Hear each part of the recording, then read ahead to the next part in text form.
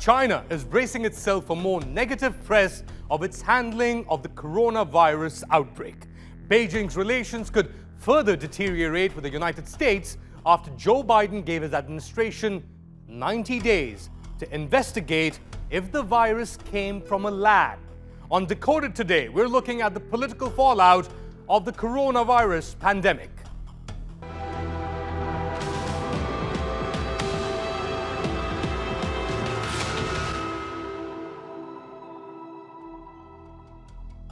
The theory that the coronavirus emerged from a Chinese research facility in Wuhan, China, isn't a new one. The claims were first put forth by former US President Donald Trump, who said US intelligence had evidence that several researchers at the Wuhan Institute of Virology were sick with COVID-like symptoms in the fall of 2019. A change of guard at the White House hasn't changed America's position. Joe Biden is now asking the same questions as his predecessor, Donald Trump.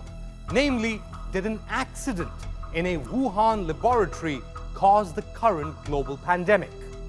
The US State Department believes that Chinese authorities tried to hide crucial information about the outbreak for months before going public. The wider scientific community is also not ruling out the theory and have been critical of the World Health Organization's inconclusive findings about the virus's origin.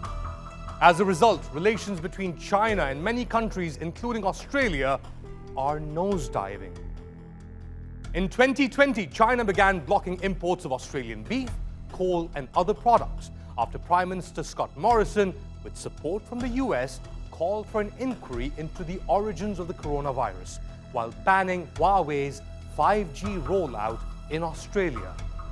China has also informally stopped ministerial-level communication, and there's been a significant impact on Australian products from entering the country, affecting dozens of key Australian industries, including wine, barley, and coal sales. So why are people questioning the World Health Organization's findings that COVID-19 most likely came from bats and then spread to humans via an as yet unidentified intermediary animal, maybe a pangolin? Because 12 countries believe WHO's findings to be inconclusive. They say the World Health Organization investigators were not given access to raw patient data and blood samples and weren't able to conduct a full audit of labs in Wuhan, where staff had been working on coronavirus samples prior to the pandemic outbreak. The WHO says COVID-19 escaping from a laboratory is extremely unlikely. They say the virus was possibly circulating in China in mid to late November 2019. The lab in Wuhan came to US attention in late 2017 after a scientific conference was held in the Chinese capital. Chinese SARS researchers had found a spike protein particularly good at grabbing onto human lung cells. The new dangerous viruses were in a lab in Wuhan which US diplomats did not know previously existed. When American scientists and diplomats visited the Wuhan facility, Chinese researchers told them they didn't have enough properly trained technicians to safely operate their lab. The scientists were asking for more support to get the lab up to standards. So, is there a likelihood of a further diplomatic fallout between countries challenging China's narrative and Beijing?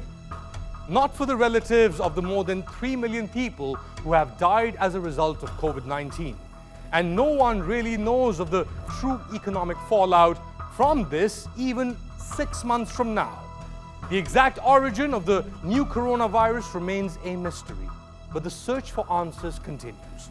Unless the source of the virus is located, the true path of it cannot be traced, and scientists cannot properly study the best ways to prevent future outbreaks. Which is why it's imperative for the global community to have unrestricted access to data of the event more than 18 months later. Let us know what you think on our YouTube page. I'm on Twitter @Ali_Mustafa.